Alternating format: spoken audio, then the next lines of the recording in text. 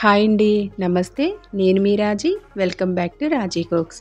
ఈరోజు మన రెసిపీ దొండకాయ ఫ్రై. ఈ దొండకాయ ఫ్రైని ఎప్పుడు చేసే విధంగా కాకుండా ఇలా ఒకసారి ట్రై చేయండి. చాలా టేస్టీగా ఉంటుంది.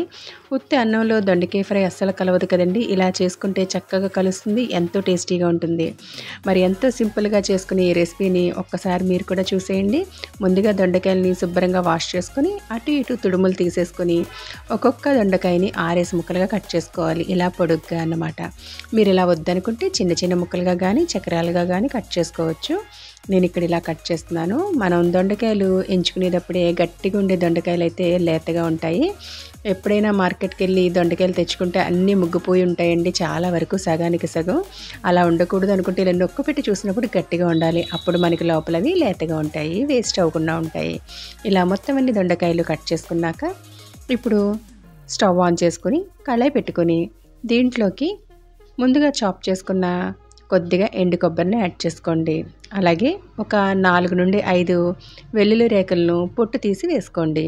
ఇవి కాస్త దోరగా వేగనివ్వాలి. ఈ వెల్లుల్లిపాయల్లో ఉండే పచ్చివాసన పోయేంత వరకు కూడా కాస్త వేగనివ్వండి. ఇలా లో ఫ్లేమ్ మీద కాస్త వేగిన తర్వాత ఇప్పుడు దీంట్లోకి ఒక 2 స్పూన్స్ వరకు నువ్వులను యాడ్ చేసుకోండి. ఇవి వెంటనే వేగిపోతాయండి. ఒక్కసారి కలుపుకొని వీటిని ఒక ప్లేట్లోకి తీసేసుకోండి. ఇలా తీసుకున్న వీటిని పూర్తిగా చల్లారేంత వరకు పక్కకు ఉంచుకోండి. ఇప్పుడు ఇదే కళాయిలోకి ఒక 3 స్పూన్స్ వరకు ఆయిల్ వేసుకొని దీంట్లోకి కొద్దిగా ఆవాలు, జీలకర్రని వేసుకోండి.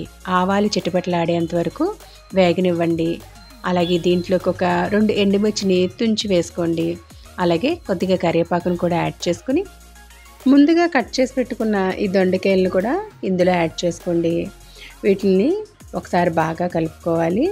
అలాగే స్టవ్ని మాత్రం లో టు మీడియం ఫ్లేమ్ పెట్టుకోవాలండి. దొండకాయలు అనేవి త్వరగా వేగవు, వేగిన అడుగట్టవు త్వరగాను.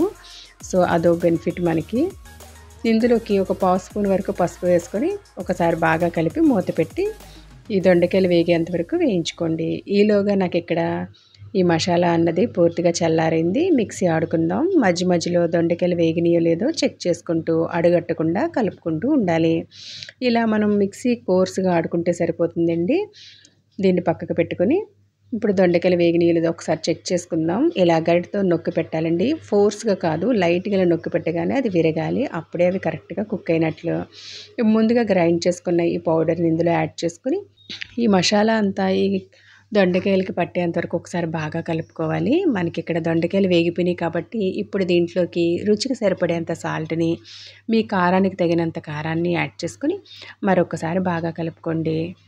ఇలా ఒకసారి కలిపిన తర్వాత ఇప్పుడు దీన్ని డిష్ అవుట్ చేసేసుకోవడమే. చాలా టేస్టీగా ఉంటుందండి. అన్నంలో, వేడి వేడి అన్నంలో ఉత్తి ఫ్రైతో తినేయచ్చు. అంత కమ్మగా ఉంటుంది ఫ్రై.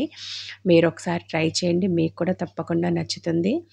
అంతేకాదు మనం ఎప్పుడు చేసే దొండకాయ ఫ్రై కాకుండా కొద్దిపాటి మార్పులు చేస్తే చాలా బాగుంటుందండి. ఇక్కడ నువ్వుల ప్లేస్లో మీరు కావాలంటే పల్లీలు తీసుకోవచ్చు. చాలా టేస్టీగా ఉంటాయండి. మనం ఉత్త అన్నంతో తినేయచ్చు.